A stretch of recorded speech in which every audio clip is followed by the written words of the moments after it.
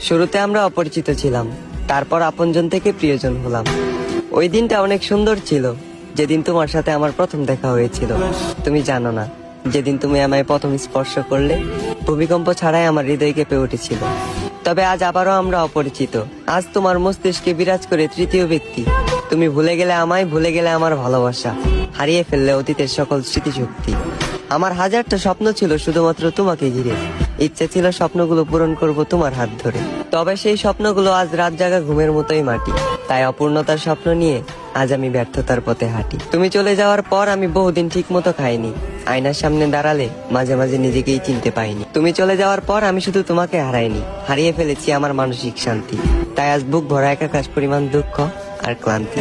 তবে আমি জোরে সুরে বলতে পারবো, আমি তোমার কোনো ক্ষতি করিনি। যা করেছি শুধু নিজের ক্ষতি। আমাদের শুরুটা অনেক সুন্দর ছিল, তবে ভয়ঙ্কর হলো এর শেষ পরিণতি।